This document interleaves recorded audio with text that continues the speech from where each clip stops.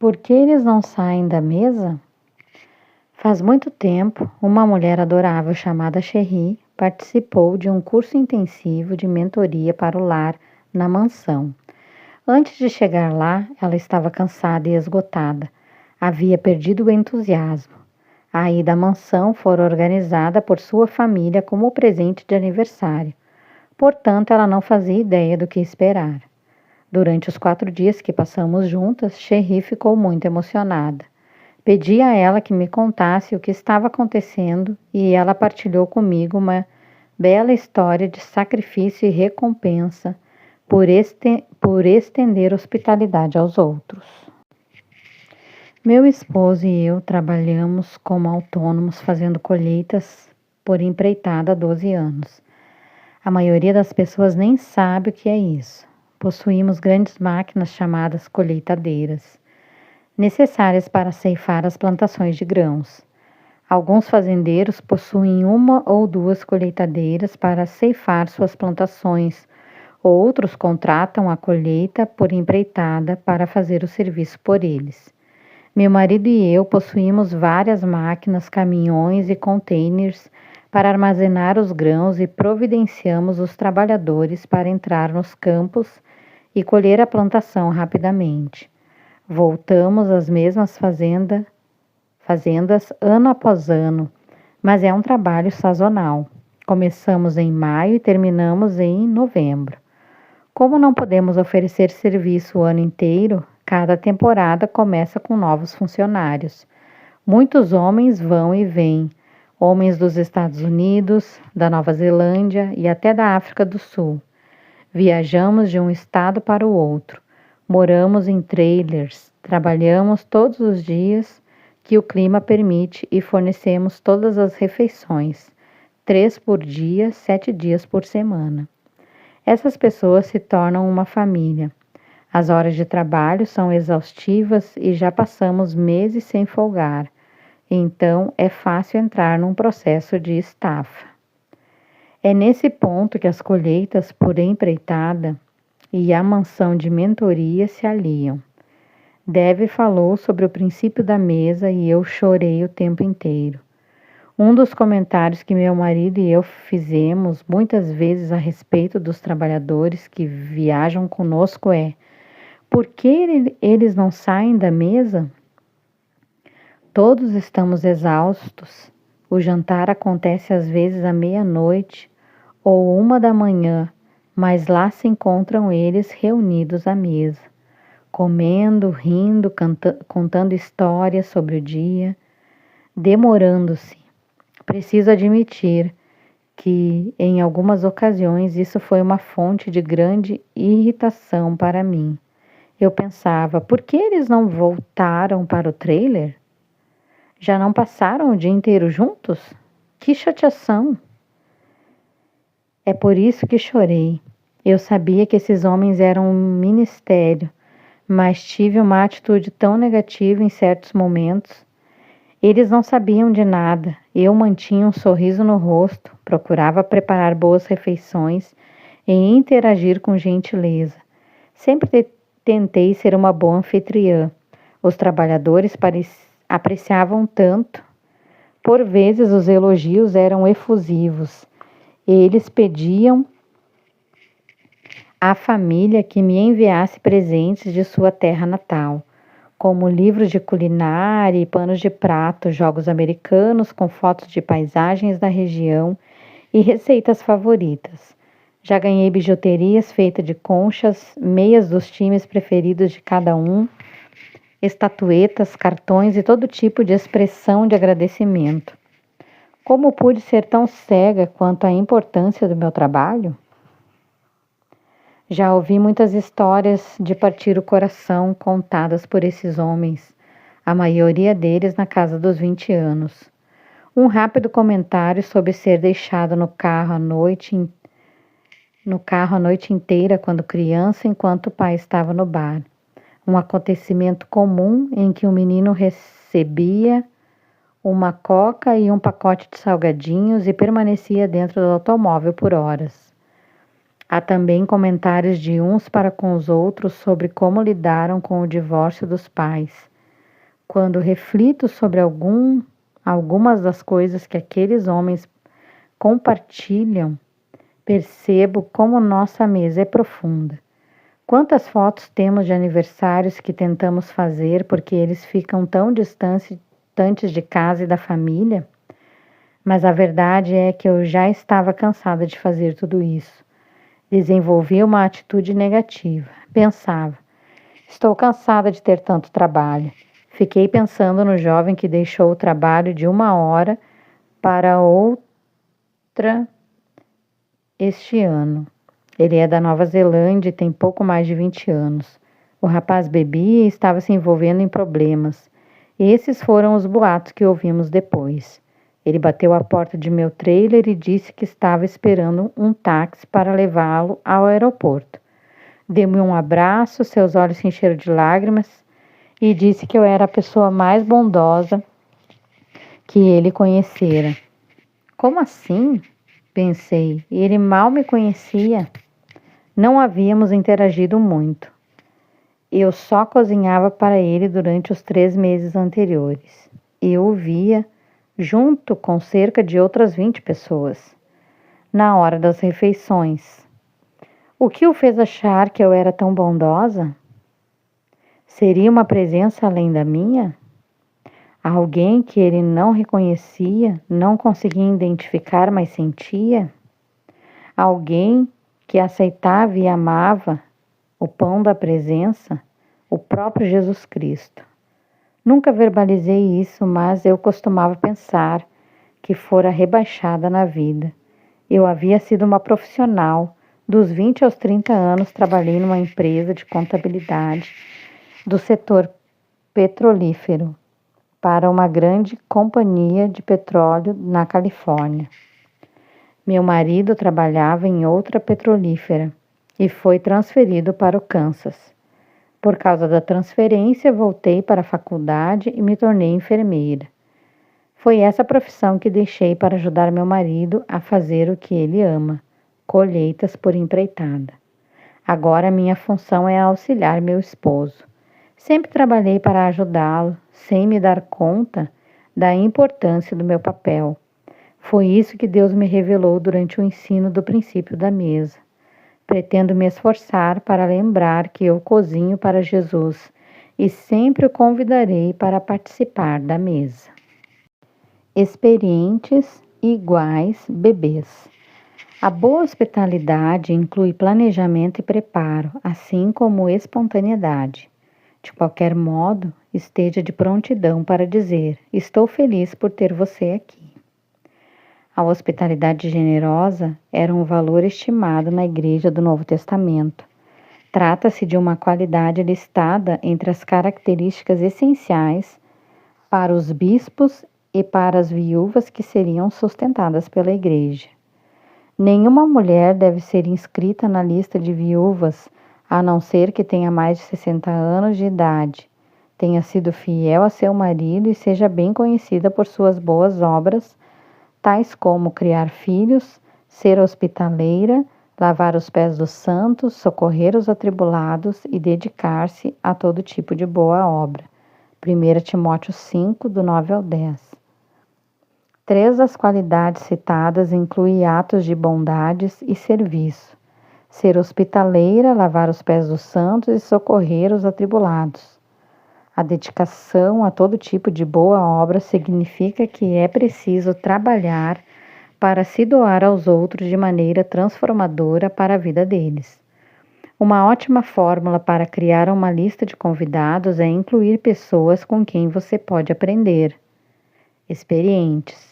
Pessoas que se encontram numa fase da vida semelhante à sua, iguais.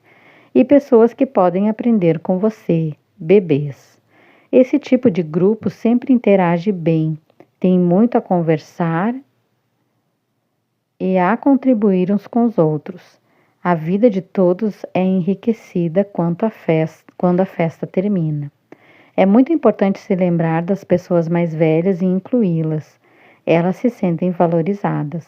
A hospitalidade não serve apenas para seu prazer pessoal, mas o prato extra se destina a criar prazer para os outros desfrutarem. Convide os amigos de seu filho, da vizinhança. A cultura atual, com tantas famílias separadas pelo divórcio, mães que precisam ganhar dinheiro e filhos que ficam em casa sozinhos, se virando por conta própria, proporciona uma ótima oportunidade para você colocar um prato a mais na mesa e convidar os filhos dos vizinhos para ficar e jantar. Eles fazem uma refeição saudável e se inserem numa atmosfera positiva que pode moldar suas escolhas futuras. A experiência que tiverem à mesa, conversando e criando vínculos com as outras pessoas, pode ser o único momento de afirmação pessoal que essas crianças receberão ao longo do dia. Convide pessoas que não fazem parte do seu círculo de amizades.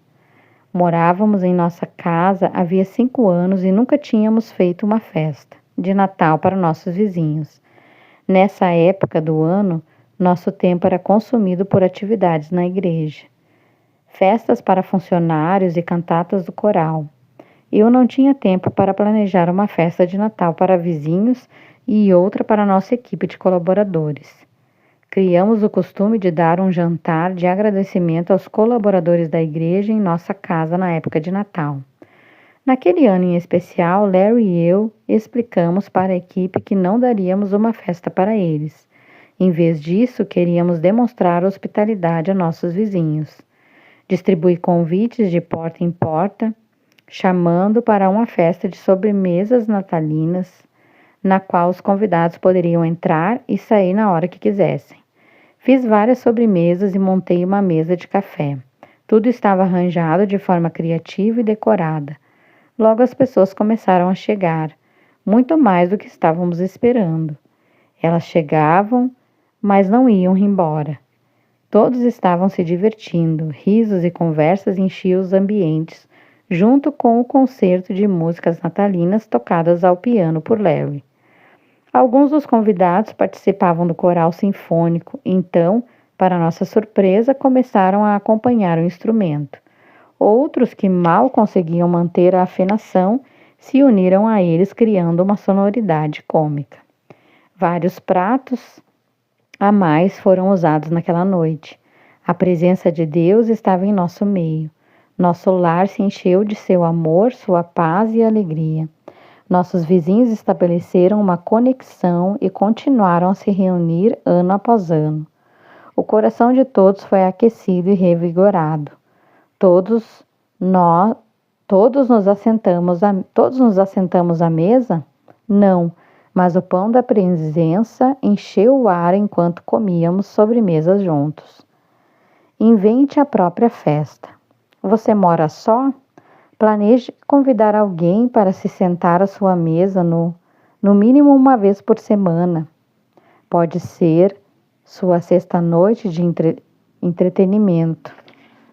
Coloque um prato a mais e faça o dia de alguém feliz. Depois do jantar, brinque de um jogo, assistam a um filme, vejam um álbum de fotos ou contem sua história. Que maneira maravilhosa de levar alegria a outra pessoa. E nas noites em que estiver em casa sozinha, saiba que, na verdade, você não se encontra só. Arrume a mesa e tenha certeza de que o pão da presença, seu rico marido judeu, está bem ali com você. Todos têm um prato extra. E muitas pessoas se sentiriam honradas de receber um convite para jantar nele. Comece a fazer sua lista de convidados e de compras hoje. Reflexões à mesa. Defina a hospitalidade de acordo com a definição grega apresentada nesse capítulo. 2. Que exemplo Jesus deu para seus discípulos na última ceia? 3. Quem é mais valorizado, aquele que serve ou o que é servido? 4. O que significa ter um falar sempre agradável? Dê um exemplo. 5. Recorde uma história pessoal de uma ocasião em que sua vida foi impactada por alguém, porque alguém colocou um prato a mais para você. Conclusão. Família à mesa é a fusão da minha experiência de vida, paixão e pesquisa atual. Tenho a convicção de que algo que transcende nosso entendimento acontece na alma humana quando comemos juntos. Nesse livro, aliei conhecimento científico com insights bíblicos para mostrar a você a transformação que experimentamos quando fazemos refeições juntos. Imagino que possa haver diferenças em nossas interpretações teológicas. Este livro não tem a intenção de ser um comentário bíblico. Minha esperança, porém, é que você tenha adquirido uma nova convicção que a leve a se reunir regularmente à mesa com as pessoas com quem você deseja estabelecer uma conexão. Cada alma humana tem sutilezas únicas. Cada um de nós foi formado de maneira singular no ventre materno. Nossa personalidade varia, assim como o formato do corpo. Somos diferentes em todos os aspectos. Nem todos os homens são iguais, e o mesmo se pode dizer das mulheres. Não temos o mesmo número de fios de cabelo na cabeça. Contudo, há uma coisa que todos compartilhamos: a necessidade de criar vínculos. Fomos criados de maneira única e maravilhosa. Como meu marido costuma dizer, eu sou extraordinário e você é incrível. Séculos de pesquisa continuam a revelar o valor profundo do vínculo e ajudam a esclarecer a compreensão crescente das emoções humanas. Uma década recente de estudos mostra os resultados de comer juntos numa atmosfera positiva e edificante no desenvolvimento da confiança pessoal e na operação de milagres no coração humano, estabilizando as emoções e criando vínculos. Creio no desejo de Deus de se conectar com sua criação. É por isso que Jesus disse: eis que estou à porta e bato. Se alguém ouvir a minha voz e abrir a porta, entrarei e cearei com ele e ele comigo. Apocalipse 3:20. Como vimos neste livro, jantar com alguém é se conectar com essa pessoa. Em outras palavras, Deus está dizendo que quer criar um vínculo com você. A experiência da mesa com seu cônjuge, seus familiares, amigos e colegas, até mesmo com seus inimigos, tem potencial para começar a unir os corações humanos de maneira inovadora e profunda, criando uma conexão espiritual, um vínculo que as circunstâncias da vida não são capazes de destruir. Durante as refeições, corações feridos se curam, corações tristes se alegram, corações deprimidos adquirem uma nova visão e corações divididos encontram paz. A experiência da mesa revela o potencial secreto dentro de cada pessoa para expandir o caráter e a conexão por causa da presença em nosso meio enquanto comemos. O pão da presença, a obra sobrenatural de Deus realizando aquilo que somos incapazes de alcançar sozinhos. A experiência da mesa une os relacionamentos humanos. Face a face, nossos corações se conectam. Meu desejo é incentivá-la a arrumar sua mesa num ato de fé, pois a presença sobrenatural e redentora daquele que se encontra com você ali cuidará do resto.